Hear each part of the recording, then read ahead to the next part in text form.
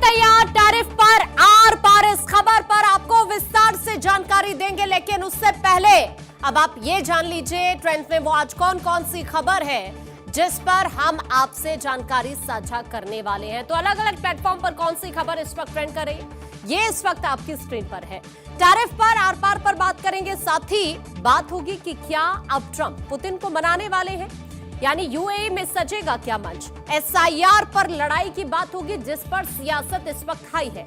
साथ ही हम बात करने वाले हैं तबाही के निशान के बारे में भी, जहां पर राहत बचाव अभियान लगातार चल रहा है। और बात होगी पानी पानी शहर की भी, बाढ़ और बारिश का कहर जो लगातार देखने को मिल रहा है उसकी भी तस्वीरें आपको दिखाएंगे। और साथ ही हम बात करने वाले हैं 400 करोड़ की वॉर के बारे में भी, जिसको लेकर काउंटडाउन स्टार्ट हो चुका है। लेकिन आइए सबसे पहले ये देख लेते हैं कि एक्स पर वो कौन सी खबर है जो इस वक्त ट्रेंड कर रही है। सबसे पहले ये चेक कर लेते हैं, यहां पर आपको कई सारे हैशटैग नजर आएंगे, लेकिन हम जो बात करने वाले हैं वो ट्रंप एंड वेंस के बारे में बात करेंगे। ये हैशटैग इस वक्त आपको नजर आएगा ट्रेंडिंग इन पॉलिटिक्स, यहां पर इसी हैशटैग की हम यहां पर बात करने वाले हैं, क्योंकि अभी जिस तरह से डोनाल्ड ट्रंप की तरफ से एक के बाद एक कदम उठाए जा रहे हैं, उसका इंटरनेशनली किस तरह से विरोध हो रहा है ये आपको बताएंगे। तो आइए देखिए, वैश्विक मंच पर ब्रिक्स यानी ब्राजील, रूस, भारत, चीन, दक्षिण अफ्रीका एक बार फिर से उभर रहा है, और इस बार इसका लक्ष्य अमेरिका की आक्रामक टैरिफ नीतियों का जवाब देना है। अमेरिका द्वारा भारत, चीन और रूस पर लगाए गए नए टैरिफ, विशेष रूप से रूस से तेल आयात पर अप्रत्यक्ष दबाव ने ब्रिक्स देशों को एकजुट कर दिया है। ये टकराव केवल व्यापार तक सीमित नहीं है, बल्कि वैश्विक शक्ति संतुलन को फिर से परिभाषित करने की तरफ बढ़ रहा है। अब बात आपको यहां पर देखिए, हम बताएंगे पुतिन और डोभाल की मुलाकात के बारे में भी, क्योंकि मॉस्को में रूस के राष्ट्रपति व्लादिमीर पुतिन और भारत के राष्ट्रीय सुरक्षा सलाहकार अजीत डोभाल की हालिया उच्च स्तरीय बैठक ने भारत रूस रिलेशंस को एक नई गति दे दी है। इस मुलाकात में कई महत्वपूर्ण मुद्दों पर चर्चा हुई है, जिसमें ऊर्जा सहयोग है, जिसमें रक्षा साझेदारी है, डॉलर मुक्त व्यापार है। बहुत सारे ये मुद्दे रहे हैं जिनको लेकर इस मुलाकात में बातचीत हुई है। लेकिन इससे इतर इसी महीने के अंत में पुतिन की संभावित भारत यात्रा इस साझेदारी को और ज्यादा मजबूत करेगी। ये दौरा ब्रिक्स के ढांचे में भारत रूस सहयोग को और गहरा करने का एक मौका होगा। लेकिन यहां पर आपके लिए समझने की जरूरत है अमेरिका की टैरिफ नीति के बारे में भी, क्योंकि अमेरिका ने हाल ही में भारत, चीन और रूस से होने वाले आयात पर नए टैरिफ लागू किए हैं। ये टैरिफ न केवल व्यापार को प्रभावित कर रहे हैं, बल्कि वैश्विक कूटनीति में भी तनाव पैदा कर रहे हैं, क्योंकि अमेरिका ने रूस से तेल आयात को अप्रत्यक्ष रूप से निशाना बनाया है, जिसका इंपैक्ट भारत जैसी कंट्रीज पर भी पड़ रहा है जो रूस से सस्ता तेल खरीदते हैं। अमेरिका ने चीनी वस्तुओं, विशेष रूप से इलेक्ट्रॉनिक्स और स्टील पर भारी टैरिफ लगाए हैं, जिसे चीन ने संरक्षणवादी नीति करार दिया है। इस पर चीन की प्रतिक्रिया क्या है, यह भी आपके लिए समझने की जरूरत है। चीन ने अमेरिका के टैरिफ को वैश्विक व्यापार नियमों का उल्लंघन बताया है। चीनी विदेश मंत्रालय के प्रवक्ता गुआओ ने स्पष्ट शब्दों में इस बात का जिक्र किया कि चीन टैरिफ के दुरुपयोग का हमेशा से विरोध करता रहा है, और ब्रिक्स मंच पर हम एकजुट रणनीति बनाएंगे। चीन ब्रिक्स को अब केवल आर्थिक मंच पर नहीं, बल्कि एक भू राजनीतिक हथियार के रूप में भी देख रहा है। इसके कई सारे लक्ष्य हैं, जैसे डॉलर पर निर्भरता कम करना यानी डी डॉलराइजेशन, अमेरिकी प्रतिबंधों का जवाब देना। अब दूसरी तरफ प्रधानमंत्री नरेंद्र मोदी और ब्राजील के राष्ट्रपति लूला दा सिल्वा के बीच हालिया बातचीत ने ब्रिक्स को एक वैचारिक मंच के रूप में मजबूत करने की दिशा में कदम बढ़ाया है, जिसका जिक्र प्रधानमंत्री नरेंद्र मोदी की तरफ से इस पोस्ट के जरिए भी किया गया। प्रधानमंत्री नरेंद्र मोदी जब लूला से बात करते हैं, उसके बाद वो एक पोस्ट करते हैं और ये बताते हैं कि ये बातचीत कितनी अहम रही है। सबसे बड़ी बात यह है कि इस बातचीत ने ब्रिक्स को एक वैचारिक मंच के रूप में मजबूत करने की दिशा में कदम बढ़ाया है।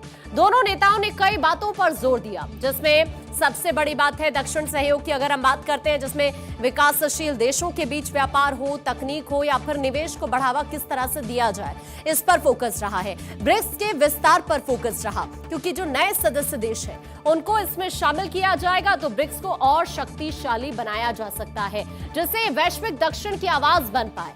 बहुपक्षीय विश्व व्यवस्था को लेकर यहां पर बातचीत हुई है। दोनों देश ब्रिक्स को एक ऐसे मंच के रूप में देखते हैं जो अमेरिका केंद्रित वैश्विक व्यवस्था को चुनौती दे सके।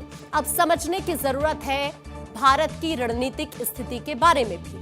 भारत रूस से सस्ते तेल और रक्षा उपकरणों की आपूर्ति पर निर्भर है। पुतिन डोभाल मुलाकात हो, पुतिन की भारत यात्रा हो, दोनों ही पहलुओं पर अगर हम देखेंगे तो ये दोनों कंट्रीज के बीच के रिश्ते को और गहरा करने वाली होगी। भारत ने ब्रिक्स में चीन के साथ सहयोग बढ़ाया है, लेकिन वो चीन के नेतृत्व को स्वीकार करने से हिचक रहा है, खासकर सीमा विवाद की वजह से। भारत का अमेरिका के साथ क्वाड और रक्षा तकनीक सहयोग बहुत इंपॉर्टेंट है, लेकिन टैरिफ ने भारत को जवाबी रुख अपनाने के लिए मजबूर किया है।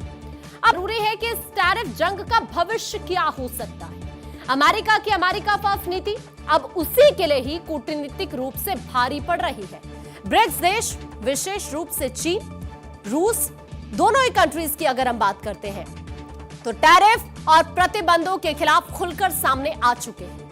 अगर आगामी ब्रिक्स बैठक में भारत और चीन एकजुट होकर अमेरिका की नीतियों का विरोध करते हैं तो यह वैश्विक शक्ति संतुलन में बहुत बड़ा बदलाव ला सकता है। इसके संभावित परिणाम क्या होंगे? ब्रिक्स की मजबूती सबसे पहला पॉइंट। इन सदस्यों, अगर हम देखिए जो नए सदस्य हैं इनकी बात करते हैं या फिर वैकल्पिक वित्त ढांचे की बात करते हैं तो इसके साथ ब्रिक्स वैश्विक दक्षिण का नेतृत्व कर सकता है। डॉलर का कमजोर होना यानी डॉलर मुक्त व्यापार और वैकल्पिक मुद्राओं का बढ़ता उपयोग अमेरिकी अर्थव्यवस्था को प्रभावित कर सकता है। कुल मिलाकर अगर भारत, चीन और रूस एक साथ जवाबी टैरिफ या नीतियां लागू करते हैं तो अमेरिका को अपनी ही रणनीति पर पुनर्विचार करना पड़ सकता है। ब्रिक्स अब केवल आर्थिक सहयोग का मंच नहीं है, बल्कि वैश्विक व्यवस्था को नया आकार देने की ताकत भी बन चुका है। अमेरिका के टैरिफ ने ब्रिक्स देशों को एकजुट कर एक नई जंग को छेड़ दिया है, जिसमें भारत, रूस और चीन की रणनीतिक साझेदारी केंद्रीय भूमिका निभा रही है। पुतिन की भारत यात्रा और ब्रिक्स की अगली बैठक इस टकराव को और तेज कर सकती है। ये जंग न केवल व्यापार की है, बल्कि वैश्विक नेतृत्व की भी ये जंग रह गई है। आगे बढ़ेंगे, आइए कुछ और खबरें देखेंगे। और अब ट्रुथ पर वो कौन सी खबर है जो इस वक्त ट्रेंड कर रही है, आइए चेक कर लेते हैं। ट्रुथ की बात करते हैं तो पुतिन को क्या ट्रंप मनाने वाले हैं क्या? दरअसल भारत पर टैरिफ बम फोड़ने वाले डोनाल्ड ट्रंप रूस के सामने बेबस दिख रहे हैं।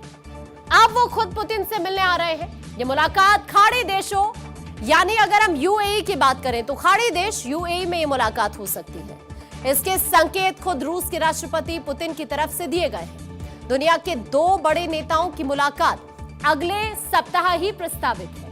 हालांकि ट्रंप की धमकी और अल्टीमेटम के बाद एकदम से पुतिन से बातचीत के लिए तैयार हो जाना, यह माना जा रहा है कि वो पुतिन को मनाने के लिए आ रहे हैं। ट्रंप ने यूक्रेन युद्ध को लेकर पुतिन को 50 दिन का अल्टीमेटम दिया था। दोनों नेताओं की बातचीत में जब पुतिन ने ऐलान किया कि रूस अपना लक्ष्य हासिल करके रहेगा, तो ट्रंप ने इसे घटाकर 10 दिन कर दिया था। ये 10 दिन कब के पूरे हो चुके हैं, मगर ट्रंप ने अब इस अल्टीमेटम पर चुप्पी साध ली है। और सबसे खास बात यह है कि इस अल्टीमेटम के दौरान पुतिन ने यूक्रेन पर और ताबड़तोड़ हमले किए। इसके बावजूद ट्रंप ने, अगर हम बताएं यहां पर आपको, पुतिन से मुलाकात करने के लिए वो राजी भी हुए। रूसी राष्ट्रपति पुतिन ने खुद यूएई में संभावित मुलाकात होने की जानकारी दी। उन्होंने कहा कि संयुक्त अरब अमीरात अमेरिका समक्ष ट्रंप के साथ बैठक के लिए उपयुक्त हो सकता है। क्रेमलिन ने अगले सप्ताह की शुरुआत में मुलाकात होने की संभावना जाहिर की है। पुतिन ने टिप्पणी हाल ही में मॉस्को में संयुक्त अरब अमीरात के नेता मोहम्मद बिन जायद अल नाहयान के साथ वार्ता के बाद की है। ट्रंप के साथ शिखर वार्ता के स्थान के बारे में जब उनसे पूछा गया तो इस पर पुतिन ने कहा कि रूस के कई दोस्त हैं जो मदद के लिए तैयार हैं और उन्होंने संयुक्त अरब अमीरात को एक ऑप्शन के तौर पर सुझाया है। उन्होंने कहा कि हमारे एक मित्र संयुक्त अरब अमीरात के राष्ट्रपति हैं। मुझे लगता है कि हम इस पर फैसला करेंगे, ये सबसे सही स्थान होगा। इससे पहले ट्रंप ने पुतिन से मिलने अपने विशेष दूत विटकॉफ को भेजा था। इसके तुरंत बाद ही ट्रंप ने पुतिन से मुलाकात की तैयारी शुरू कर दी। शिखर सम्मेलन की योजना की शुरुआत किसने की? इस पर टिप्पणी करते हुए पुतिन ने कहा कि दोनों पक्षों ने इसमें रुचि दिखाई है। किसने पहल की ये इंपॉर्टेंट नहीं है। विटकॉफ की यात्रा के बाद से ही इस तरह की उम्मीदें जताई जा रही थी। पुतिन से जब पूछा गया कि क्या वो ज़ेलेंस्की से मिलने के लिए तैयार हैं, तो पुतिन ने जवाब दिया कि सामान्य तौर पर मुझे इससे कोई दिक्कत नहीं है, कुछ शर्तें पूरी होनी चाहिए। मॉस्को ने यूक्रेनी नेता के बाध्यकारी समझौते करने के कानूनी अधिकार पर बार बार चिंता जाहिर की। ज़ेलेंस्की का राष्ट्रपति कार्यकाल 2024 में देखिए समाप्त हो रहा था, लेकिन उन्हें मार्शल लॉ का हवाला देते हुए नए चुनाव नहीं कराए। मॉस्को ने तब से उन्हें अवैध करार दिया और जोर देकर कहा कि यूक्रेन में कानूनी अधिकार संसद के पास है। लेकिन अब ये जो मुलाकात होने वाली है, अब दोनों कंट्रीज के बीच में जो स्थिति है वो किस दिशा में आगे बढ़ेगी, ये देखना बहुत इंपॉर्टेंट हो जाता है। आइए आगे बढ़ेंगे। अब देखते हैं फेसबुक पर वो कौन सी खबर है जो इस वक्त ट्रेंड कर रही। आइए, एसआईआर पर लड़ाई, सियासत है हाई। एसआईआर को लेकर पटना से लेकर दिल्ली तक सियासत गरमाई हुई है और विपक्ष लगातार संसद में हंगामा कर रहा है। संसद के मॉनसून सत्र की जैसे ही शुरुआत हुई, उसके बाद से ही एसआईआर को लेकर विपक्ष और सरकार दोनों के बीच में घमासान देखने को मिल रहा है। विपक्ष का आरोप है कि एसआईआर भारत के लोकतंत्र पर हमला है। इंडिया ब्लॉक एसआईआर के मुद्दे पर सभी विपक्षी दलों को लगातार एकजुट कर रहा है। सरकार का स्पष्ट कहना है कि विपक्ष एसआईआर के मुद्दे पर जनता को गुमराह कर रहा है। संसद में फिलहाल तो एसआईआर पर कोई चर्चा नहीं होगी। इसकी वजह भी संसदीय कार्य मंत्री किरेन रिजिजू ने बता दी है। उन्होंने लोकसभा में रूल्स का हवाला दिया और कारण भी गिनाए। किरेन रिजिजू ने इस बात का जिक्र किया कि बिहार में एसआईआर का मामला सुप्रीम कोर्ट में लंबित है। संसद के नियमों के मुताबिक किसी ऐसे विषय पर यहां चर्चा नहीं हो सकती जो कोर्ट में लंबित हो। उन्होंने सदन के नियमों का भी उल्लेख किया और कहा कि चुनाव आयोग एक ऑटोनॉमस बॉडी है। संसदीय कार्य मंत्री ने कहा कि निर्वाचन आयोग जैसी ऑटोनॉमस बॉडी के कामकाज से संबंधित किसी भी विषय पर संसद में चर्चा नहीं की जा सकती। संसद के नियम इसकी इजाजत नहीं देते हैं। उधर सुप्रीम कोर्ट में एसआईआर को चुनौती देने वाले मामले की जो अगली सुनवाई है वो 12 तारीख को होनी है। बिहार के अंदर एसआईआर के बाद 1 अगस्त को ही वोटर लिस्ट का ड्राफ्ट जारी किया गया था और वोटर लिस्ट को चुनाव आयोग की वेबसाइट पर अपलोड किया गया था। दरअसल एसआईआर के बाद वोटर लिस्ट से 65 लाख वोटर्स के नाम हटे हैं और जिन वोटर्स के नाम हटे हैं उसमें 22 लाख मृत वोटर्स हैं। साथ ही ऐसे 36 लाख लोगों के नाम एसआईआर के जरिए वोटर लिस्ट से हटाए गए हैं जो स्थायी रूप से बिहार से पलायन कर गए हैं, जबकि करीब 7 लाख ऐसे वोटर्स हैं जो कि रिपीट वोटर्स हैं, यानी उनके पास एक से ज्यादा वोटर आईडी कार्ड है। अब विपक्ष लगातार चुनाव आयोग पर जुबानी हमले कर रहा है और बिहार विधानसभा चुनाव से ठीक पहले एसआईआर कराने के मुद्दे पर केंद्र सरकार और चुनाव आयोग की मंशा पर सवाल भी उठा रहा है। और इसी वजह से आप देख रहे हैं कि किस तरह से लगातार हो हल्ला हो रहा है, किस तरह से लगातार विपक्ष की तरफ से हंगामा किया जा रहा है। अब आगे बढ़ेंगे। आइए यूट्यूब पर जल्दी से देखते हैं वो कौन सी खबर है जो इस वक्त ट्रेंड कर रही है, तो यूट्यूब पर भी देख लेते हैं। तबाही के निशान, जारी बचाव अभियान। उत्तरकाशी के धराली और हर्षिल में सेना, एसडीआरएफ, एनडीआरएफ की टीमें लगातार चौथे दिन भी बचाव अभियान में लगी हुई है। धराली हर्षिल में बादल फटने के बाद अचानक जो सैलाब आया उसमें फंसे लोगों को निकालने की तमाम कोशिशें तेजी के साथ यहां पर चल रही हैं। भारतीय सेना खुद अन्य एजेंसियों के साथ समन्वय स्थापित करते हुए धराली और निकटवर्ती हर्षिल में मानवीय सहायता और आपदा राहत को युद्ध स्तर पर चला रही है। बचाव कार्य के लिए हेलीकॉप्टर्स की तैनाती यहां पर है और लोगों को मातली हेलीपैड पर लाया जा रहा है, जहां से लोगों को सुरक्षित स्थान पर पहुंचाने की व्यवस्था की गई है। वहीं सीएम पुष्कर सिंह धामी खुद राहत और बचाव के काम में लगातार यहां पर मॉनिटरिंग कर रहे हैं। उन्होंने अधिकारियों को सड़क, संचार, बिजली और खाद्य आपूर्ति बहाल करने के जरूरी निर्देश भी दिए हैं। उन्होंने आश्वासन दिया है कि सरकार सभी प्रभावित लोगों को सुरक्षित निकालने और साथ ही जल्द से जल्द सामान्य स्थिति बहाल करने की कोशिश कर रही है। उत्तरकाशी में पिछले कुछ दिन से लगातार भारी बारिश हो रही है और इसी की वजह से जो रेस्क्यू ऑपरेशन यहां पर चल रहे हैं उसमें दिक्कतें आ रही हैं। उत्तरकाशी को जोड़ने वाली सड़कें बुरी तरह से क्षतिग्रस्त हो गई हैं और इसके बाद भी राहत और बचाव दल काफी मुश्किल हालात में आपदा प्रभावित इलाकों में पहुंचकर वायुसेना की मदद से राहत और बचाव का कार्य कर रहे हैं। जिले में कई ऐसी सड़कें हैं जो अभी भी बंद है। कई जगहों पर लैंडस्लाइड की खबरें हैं जिसकी वजह से रास्ता अवरुद्ध है। अधिकारियों की तरफ से कहा गया है कि उन्नत और आधुनिक उपकरणों को एयर रूट से धराली तक पहुंचाने की तमाम कोशिशें तेज की गई हैं ताकि मलबे में जो लोग दबे हुए हैं उनकी तलाश का काम रफ्तार पकड़ सके। हाल ही में आपने देखा भी कि सीएम धामी खुद ग्राउंड जीरो पर पहुंचे, वहां पर उन्होंने हालात का जायजा लिया। जो पीड़ित लोग हैं उनसे मुलाकात सीएम धामी वहां पर करते हुए नजर आए और उन्हें हर संभव मदद का भरोसा मुख्यमंत्री की तरफ से दिया गया। आइए आगे बढ़ेंगे जल्दी से। इंस्टा पर अब देखते हैं वो कौन सी खबर है जो इस वक्त ट्रेंड कर रही है। तो इंस्टा की हम बात करें, पानी पानी शहर, बाढ़ और कहर। बाढ़ और जलजमाव की नई नई तस्वीरें इस वक्त ट्रेंड कर रही हैं। पहाड़ से मैदान तक हाहाकार मचा हुआ है। भारी बारिश के चलते देश के कई ऐसे इलाके हैं जहां पर जनजीवन अस्त व्यस्त हो चुका है। हिमाचल प्रदेश में लगातार बारिश हो रही है जिसकी वजह से स्थिति तनावपूर्ण बनी हुई है। 400 से ज्यादा सड़कें हैं जो इस वक्त बंद हैं और कई ऐसे इलाके हैं जहां पर सड़कों पर लैंडस्लाइड के बाद मलबा फैला हुआ है। बाढ़ जल जमाव से प्रभावित इलाकों से लोगों को निकाला जा रहा है और उन्हें सुरक्षित स्थानों पर शिफ्ट किया जा रहा है। बात सबसे पहले अगर यूपी की करें तो यूपी के 20 से ज्यादा जिले हैं जो बाढ़ की वजह से प्रभावित हैं। 1000 से ज्यादा गांव हैं जहां पर बाढ़ के चलते हालात बिगड़ चुके हैं। 300 से ज्यादा मकान ढह चुके हैं। यूपी के अंदर गंगा, यमुना, घाघरा, शारदा, सरयू और राप्ती समेत कई नदियों का जलस्तर इस वक्त खतरे के निशान को पार कर चुका है। हालात इस तरह के हैं। वाराणसी की भी बात करेंगे लेकिन उससे पहले बिजनौर की भी बात करें। यहां पर हालात इस तरह के हैं कि 12वीं तक के अगर हम बात करें तो यहां पर स्कूल्स को बंद किया गया है। लखनऊ, जौनपुर की बात करें 8वीं तक स्कूल्स को बंद किया गया है। वाराणसी में हालात बदतर है। वाराणसी के कई घाट बाढ़ की तस्दीक कर रहे हैं। कई इलाकों में जलजमाव की स्थिति इस वक्त बनी हुई है और खबर है कि वाराणसी में गंगा का जलस्तर थोड़ा तो कम हुआ है लेकिन अभी स्थिति सामान्य होने में वक्त जरूर लग सकता है। प्रयागराज की बात करें, यहां पर भी स्थिति बेहद गंभीर बनी हुई है। यूपी के प्रयागराज में बाढ़ ने तबाही मचाई हुई है। लोगों के घर पानी में डूब चुके हैं। चौक चौराहों, गलियों में सिर्फ पानी ही पानी नजर आ रहा है। बलिया, संभल, यहां पर भी बाढ़ का असर देखने को मिल रहा है। यूपी के कुल मिलाकर 30 से ज्यादा जिले हैं जहां पर बारिश का अलर्ट है।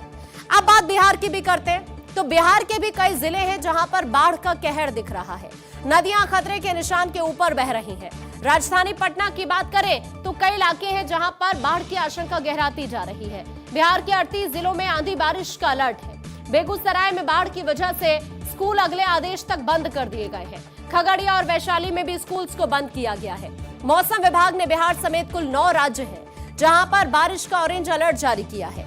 एमपी, राजस्थान समेत 12 ऐसे राज्य हैं जहां पर येलो अलर्ट है, जबकि अरुणाचल प्रदेश में बारिश का रेड अलर्ट जारी किया गया है। तो कुल मिलाकर मैदान से लेकर पहाड़ तक इस वक्त जो तस्वीरें हैं वो टेंशन क्रिएट करने वाली तस्वीरें हैं।